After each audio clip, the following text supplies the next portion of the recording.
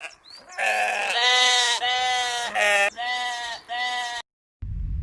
I'm Joey.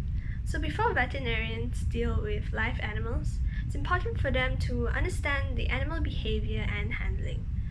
My personal thoughts on this topic is that it will help us to be able to recognize how animals interact with their surroundings and environment.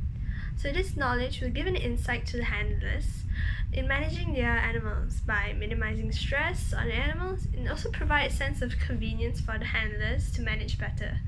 And for today's video, I'll be focusing on the animal's behavior and handling of sheeps. There will be three typical behaviors that I'll be covering about sheeps. First, grazing. It's a feeding habit for sheeps. Grazing refers to the process of animals feeding on the vegetation that grows near the ground, such as grass and any other low-growing vegetation.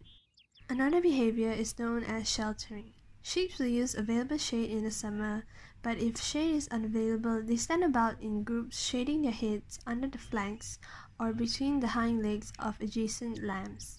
Some options for shelter in hot weather are constructed shelters using materials such as shade cloth, corrugated iron or timber, trees with large canopies, and shelter belts.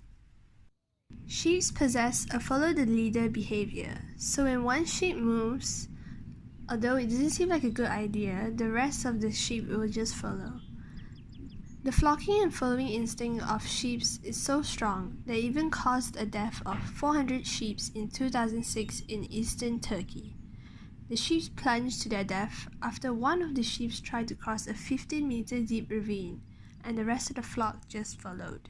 The understanding of the sheep's behaviors will help shepherds in handling their sheep. A basic concept in handling sheep is the flight zone. The flight zone is a term for how close you can get to the sheep before they start moving. The size of the flight zone depends on the tameness of the sheep. The sheep will move once you enter the flight zone. The closer you get, the faster they will move away.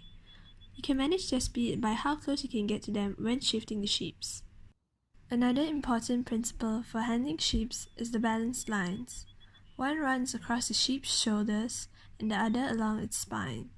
When you're working with sheep, if you move through those lines, the sheep will move opposingly.